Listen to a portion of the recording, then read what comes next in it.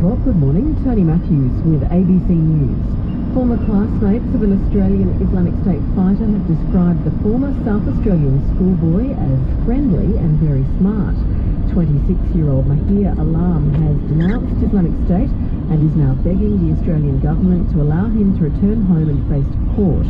His former classmates are still shocked that he joined IS in the first place.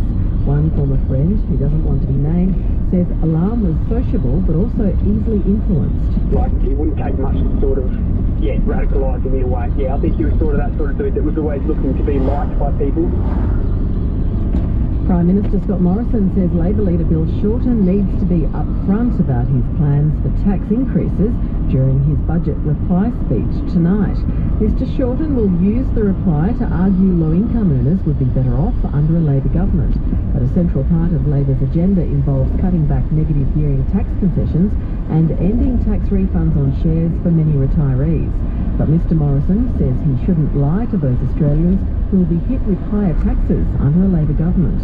Tonight, Bill Shorten needs to explain, and he needs to list every single one of those taxes. What we've done is ensure that Australians both today and over the next decade will pay lower tax under the Liberal and Nationals. Deputy Prime Minister Michael McCormack says regional Australia must take the lead in luring people away from the capital cities to fill vacancies in the bush. A report by the Regional Australia Institute has found demand is skyrocketing in regional areas for workers in health, aged care and education. The report says more than 110,000 new workers will be needed in the bush over the next 4 years. And Mr McCormack says the government is helping communities fill those vacancies. We don't just let them do their own thing, we actually back them through good policies, we back them through good infrastructure, we back them by making sure that businesses pay the lowest tax rate. We're also very much incentivising these rural and regional communities through our $525 million skills package. Meantime, Prime Minister Scott Morrison says a strong economy means Sydney workers facing redundancy later this year will be able to find new jobs. Nappy manufacturer Kimberly-Clark has announced it's closing its factory in July and moving the plant to Asia. The head of the New South Wales Rice Growers Association says it's time the state and federal governments re-evaluated management of the Murray River. The Murray-Darling Basin Authority says by the end of May, 1,000 gigalitres of water could be lost from the system because of high demand, low inflows and the drought. Rice Growers President Jeremy Morton says rules set almost 40 years ago are now out of date. The rules about how you operate and manage the river were set, last time they had a real look at them was back in 1983, and we've had all these massive changes, and now it's all flowing through into increased losses. So at roundabout, take third exit to British Princes MPs Highway. have narrowly approved a bill that's designed to guarantee the country can't leave the European Union without a formal agreement. The bill passed the House, 313 votes Take third to exit to 312. Princes Highway. The bill requires Prime Minister Theresa May to ask the EU for an extension to the Brexit deadline if Britain is on the verge of a no-deal exit. London has just 9 days to approve a divorce deal or come up with a new plan. Police say they've seized cannabis worth almost $900,000 being grown at a home in southern Sydney. Police are dismantling a hydroponic system allegedly found in a home at Engadine last night.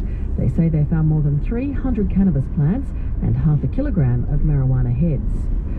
A free legal service for trans and gender diverse people is celebrating its official launch in Sydney today. It started as a pilot in 2018 at the Inner City Legal Centre, which is now partnering with law firm Dentons to deliver the service. Centre Director Vicky Harding says it's the first of its kind in Australia.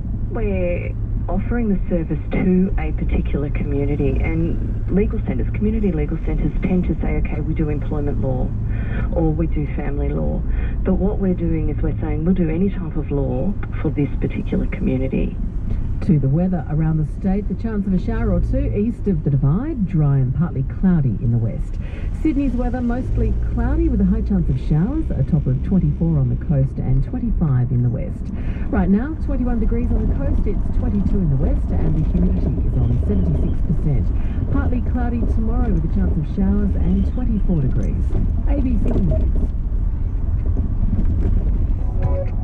This is Mornings with Kaya Handley on ABC New South Wales.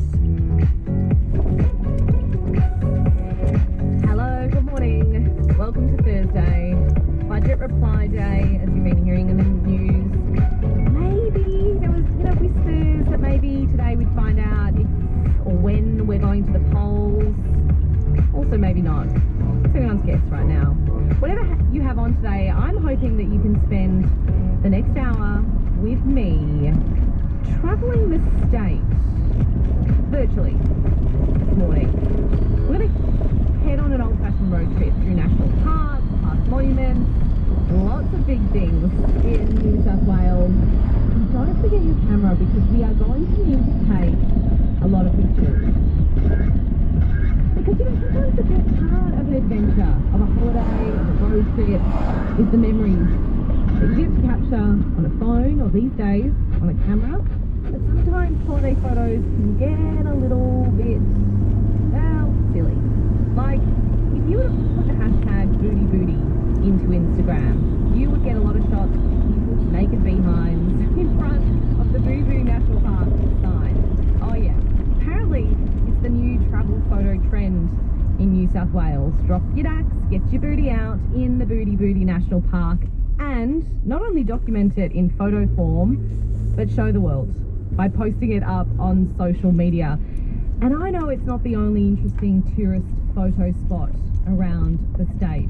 So 1300 33 1233, you, me, and our favourite smartphone, we're hitting the road to find the best comical tourist photo spots in your town.